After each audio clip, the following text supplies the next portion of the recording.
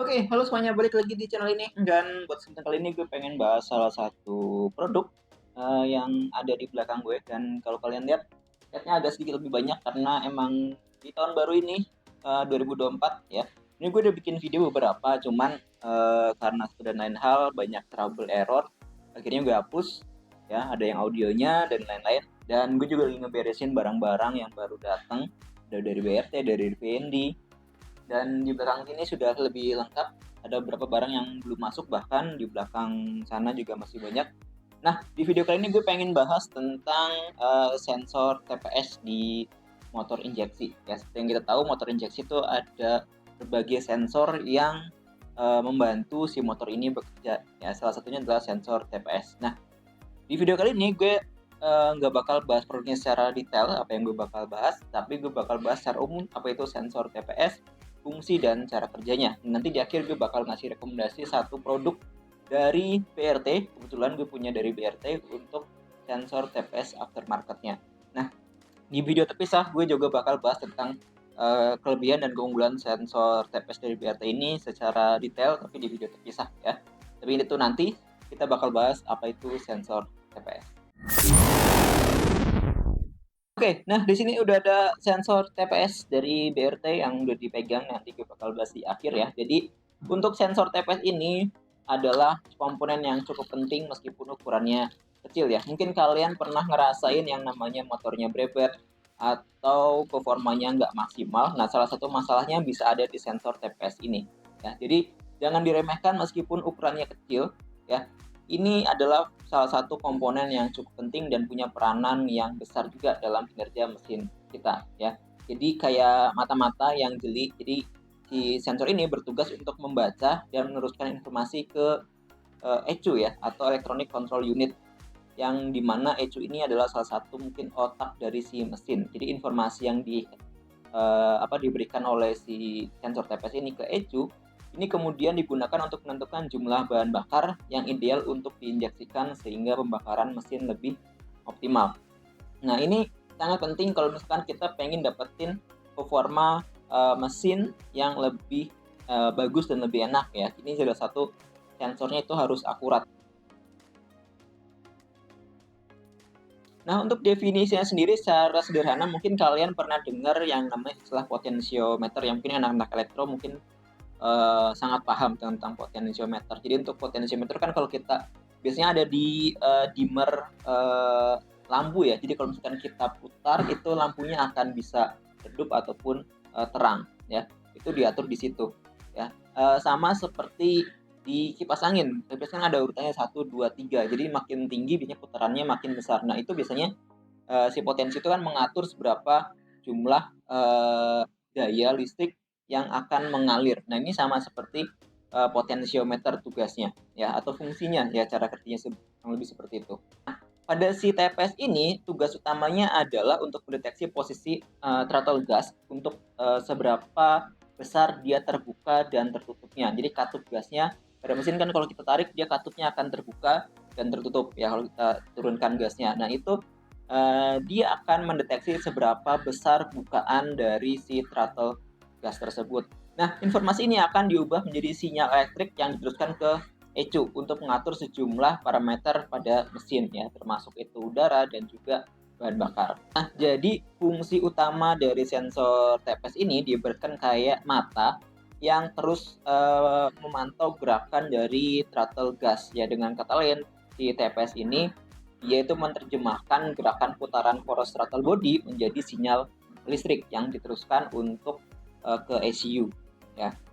Lalu di mana sih lokasi TPS sensor ini terpasang? Jadi umumnya sensor TPS ini terpasang pada throttle body dan menempel pada poros kupu-kupu ya. Jadi bersamaan dengan throttle valve.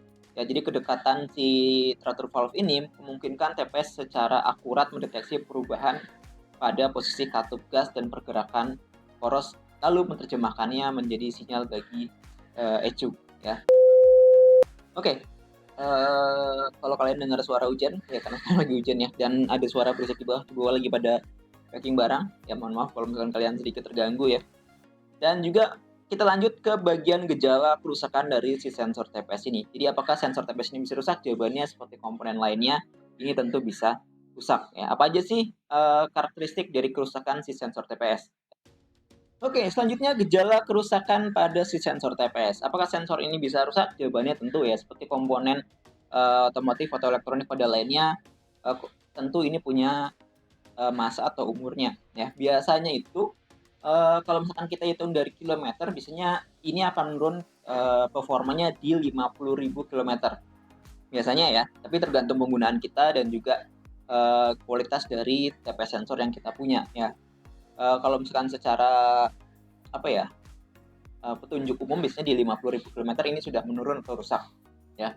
Ada beberapa gejala yang mungkin kita bisa ketahui kalau misalkan sensor TPS ini sudah mulai rusak atau misalkan menurun dari si performanya. Yang pertama, itu ada akselerasi yang mulai terasa lambat. Biasanya kita itu akan merasa mesin itu terasa berat dan juga loyo ketika gasnya dibuka. Jadi seolah-olah tenaganya itu tertahan di posisi tertentu. Di posisi tertentu biasanya dia tertahan, nggak ada perubahan yang signifikan meskipun kadang udah kita tarik penuh gasnya. Itu biasanya ada kerusakan di sensor TPS ya. Yang kedua itu mesinnya berebet ya. Ini sih memang banyak hal ya yang mempengaruhi mesin berebet, salah satunya emang bahan bakar. Nah, tapi bisa juga ada di sensor TPS ini. Jadi sensor TPS ini tidak bisa memberikan informasi yang akurat ke ECU untuk berapa banyak sih bahan bakar dan juga udara yang harus dicampurkan. Biasanya sensor TPS-nya biasanya itu sudah mulai lemah kalau misalkan mesinnya berebet itu. Terus selanjutnya ini yang paling umum ya dan biasanya pasti itu adalah kita bisa lihat dari lampu indikator check engine. Ya, kalau misalkan lampu indikator check engine-nya menyala, ada kemungkinan si sensor TPS ini sudah mulai sudah rusak ya. Biasanya sudah rusak atau tidak bisa berfungsi dengan baik ya. Tiap kalau nggak salah lampu check engine-nya itu kadang berkedip ya. Gue lupa di motor apa itu berkedip 8 kali kalau nggak salah untuk keterangan bahwa TPS sensornya sudah rusak. Ya sorry kalau misalkan gue salah, silakan koreksi di kolom komentar. Nah, selanjutnya itu konsumsi bahan bakar yang lebih boros ya. Kalau misalkan kalian udah mulai ngerasa bahan bakarnya seminggu cuma habis 50.000 misalkan untuk harian kerja, tiba-tiba jadi 60-70.000 ya, padahal dengan kondisi yang sama. Itu kalian mesti cek TPS sensornya ya.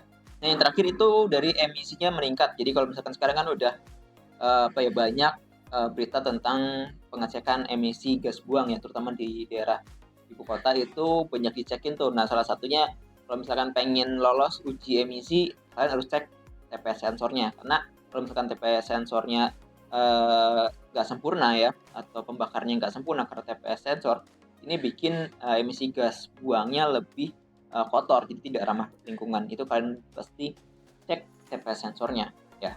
Nah, lalu selanjutnya apakah TPS sensor ini bisa diperbaiki? Jawabannya tergantung ya. Tapi kalau untuk perawatannya hampir sama seperti komponen lainnya. Yang pertama itu kalian harus bersihin throttle body dan juga sensor TPS ini ya. Kalian bisa pakai yang namanya injector cleaner ya. Jangan pakai bensin ya. Kalau bisa itu pakai injector cleaner untuk ngebersihinnya ya. Terutama pada throttle bodinya itu kalian harus sering-sering dibersihin. Oke, nah sekarang yang terakhir gue bahas untuk yang lagi gue pegang, yaitu Superflow BRT TPS sensor ya. Apa sih keunggulan yang diberikan oleh BRT? Jadi yang pertama gue pengen bahas secara, ini kan sebenarnya TPS sensor racing ya, atau ya aftermarket lah. Teman ini BRT lebih ke racingnya kalau gue lihat sih, karena kan di sini dia Superflow. Ini buat Beat ya, buat Beat Vario. Jadi kalau misalkan buat motor-motor matic gue punya banyak. Stoknya saat ini banyak, cuman kayaknya terbatas juga ya, dalam artian ini juga cukup fast moving, jadi cepet-cepetan ya. Mudah-mudahan kalau kalian lihat video ini bisa langsung cek link di deskripsi, mudah-mudahan masih ada ya. Nah, jadi untuk si TPS sensor dari BRT atau aftermarket lainnya lah ya, itu ini cocok buat kalian pengen ningkatin responsivitas atau performa mesin ya. Jadi dibandingkan dengan TPS original atau yang asli, itu emang TPS sensor aftermarket diprogram atau dibikin agar yang namanya modifikasi ya, untuk modifikasi dan meningkatkan respon dari si mesin itu tersendiri. Nah, untuk dari BRT-nya sendiri, untuk keunggulan dari TPS sensor yang ditawarin itu pertama tadi peningkatan respon ya, terus peningkatan akurasi, terus juga daya tahan yang lebih baik, terus juga tentunya BRT ngasih garansi 1 tahun ya. Cuman garansinya garansi BRT ya, kalau misalkan kalian beli di toko misalkan atau di resellernya dia atau di meternya BRT biasanya untuk kalau misalkan kalian ada kerusakan itu tukernya langsung ke BRT-nya, itu nggak ke toko kalian beli, biasanya seperti itu. Kalau ke gue juga sama, biasanya gue fasilitasin kalau misalkan, oh masih garansi ya dan ada notanya lengkap, biasanya kita bantu kirim ke pusat, ya gitu, bantu kirim biar nanti, biasanya kita minta ongkirnya aja, ya kita bantu urus, nanti tinggal biasanya kita kasih barang baru kalau stoknya kita ada, kita kasih barang barunya, nanti ini kita urus biar bisa diganti sama BRT-nya. Tapi kalau stok kita nggak ada, biasanya tetap harus nunggu sih dari BRT-nya. Untuk modelnya saat ini kebanyakan buat motor matic ya, yang kayak Beat, Vario, PCX, Aerox juga ada. Terus M-Making punya ya, apalagi ya, banyak sih sebenarnya. NMAX juga ada ya, sorry. Jadi untuk motor-motor matic dan bebek juga masih tersedia ya. Bebek kayaknya masih ada semua nggak ya? Bebek kayaknya belum lengkap sih. Yang lengkap itu maticnya aja dulu sekarang untuk stok yang lengkap sama iMaking ya, yang stoknya aman ya sampai ini video dibuat ya. Bulan Januari dan Februari mungkin masih aman ya untuk stoknya. Nggak tahu ya setelah video ini dirilis ternyata ada yang borong tanggal janji ya. Untuk harganya ini harganya berapa ya? 400.000, 400 atau berapa gitu untuk yang bagus ya, untuk yang merek WRT. Untuk yang original gue nggak punya ya, untuk merek-merek original kayak Honda, Yamaha, yang Honda, Yamaha nggak punya karena kan mereka punya toko sendiri ya. Nah, untuk pembeliannya gimana? Untuk pembelian kalian bisa cek di kolom description untuk pembelian satuan. Kalau untuk pembelian grosir bisa juga hubungi kita ya, kontaknya ada di deskripsi, silakan cek, hubungi admin gue aja, nanti kalian diarahin untuk persyaratan beli grosir. Jadi kalau kalian pengen beli jumlah banyak, pengen dapat harga yang lebih murah, ya beli grosir aja, yang beli satuan. Ya kalau beli satuan, silakan cek link Shopee yang ada di deskripsi ya. Itu ada link Shopee, silakan kalian bisa beli di situ ya. Ada banyak promo ya. Cuman promonya nggak bisa gue sebutin di sini karena kan bisa berubah-ubah tiap waktu. Jadi silakan kalian langsung cek aja ya untuk si sensor TPS dari BRT ini. Nah, mungkin itu aja penjelasan singkat tentang sensor TPS dan juga review singkat si sensor TPS dari BRT. Mungkin video detailnya bakal gue bahas di video yang akan datang kalau kalian butuh video lebih lengkapnya ya. Tapi mudah-mudahan di video ini cukup jelas. Kalau misalkan ada pertanyaan lain, silakan tinggalkan di kolom komentar atau bisa hubungi gue via DM Instagram yang linknya di kolom deskripsi. Itu aja, terima kasih. Sampai jumpa di video berikutnya. Bye-bye.